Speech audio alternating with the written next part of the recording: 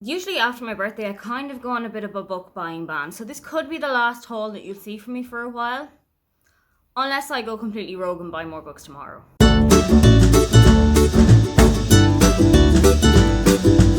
Hi, welcome, come on in. My name is Aoife and today I am going to take you through all of the books that I bought myself for my birthday. You will have already seen that I have a haul of all the books that I got from all of you guys, but these are the books that I treated myself to. So I got some of them as part of a voucher. I had a couple of vouchers that I saved up throughout the year. Some of them I just bought for myself with my own money. So, okay, actually there's a little caveat. These two books arrived really shortly after I had finished filming my haul from all of you guys. So I am going to give a shout out to Beck and to Beth, who each sent me these wonderful books. I am really, really grateful to you guys and I cannot wait to get started on them. Thank you so much. And again, thank you to everybody who sent me something. True to form, the first book that I'm going to show you is a cookbook, and it's a tasty cookbook. It's one of the BuzzFeed ones.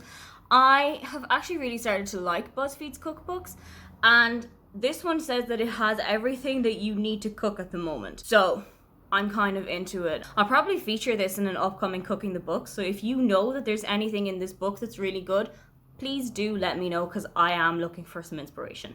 What have we got here? Like peanut noodle pasta salad. I can't eat that.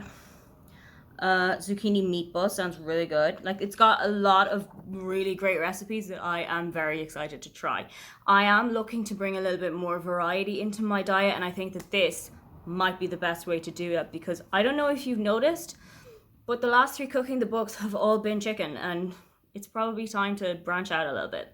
So this one I literally bought yesterday.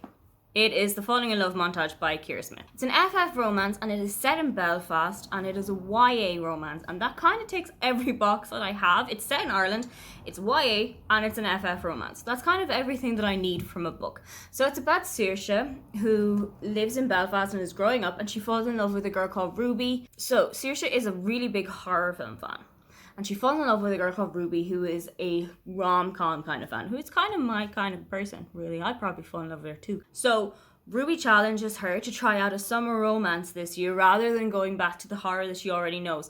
I love being pushed out of my comfort zone, so I have a feeling I am going to really, really enjoy this book. You all know that one of my auto-buy authors is Lindsay Kalk, and this is a series of hers that I haven't read yet. It's the About a Girl series. This is about a girl called Tess, who mistakenly answers her housemate's phone and decides to kind of become like her housemate and kind of take on a whole new persona, jet across the world and just become a whole new person. I really like that whole idea of like jetting off to a whole new destination and finding out who you really are. So I think this is going to be a really great book. Also, anything that I've read by Lindsay Kalk before, I've been really, really excited about, and I have been really, really pleased with. So I have a feeling this is going to be exactly the same. I also picked up The Two Lives of Lydia Byrd by Josie Silver. I have read and I really, really liked One Day in December, which was Josie's debut. I think I read that in one day in December. I loved it so much. I was hooked. So this is about Lydia and Freddie.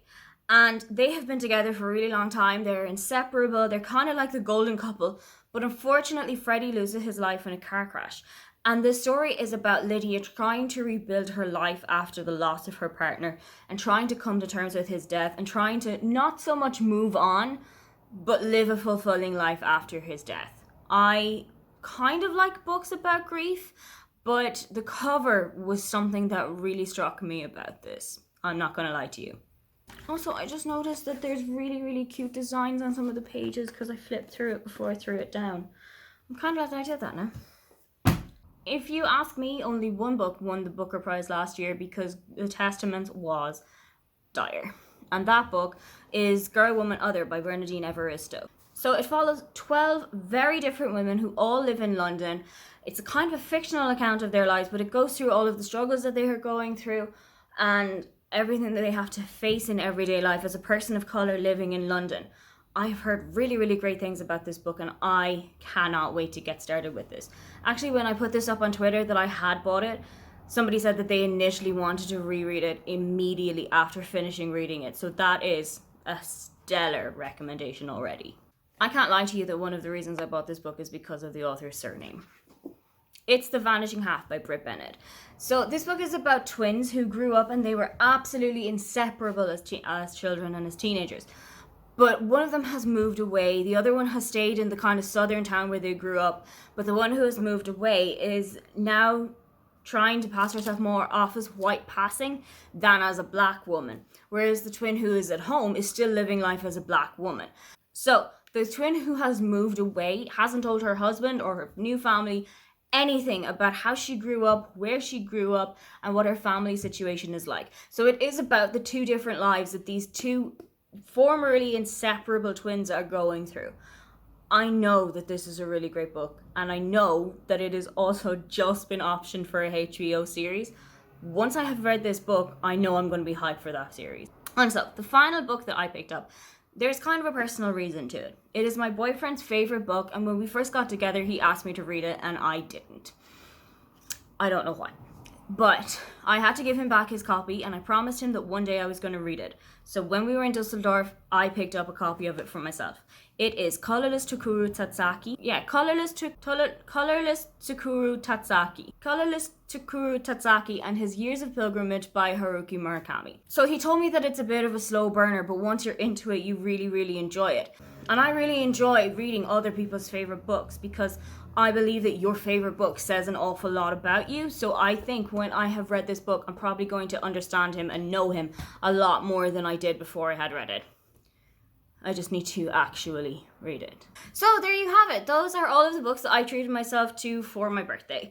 If there is one of those that you have read, please let me know how it was and if I should start with that one. Don't forget to like and subscribe because I have new videos up every week. Now get on out of here.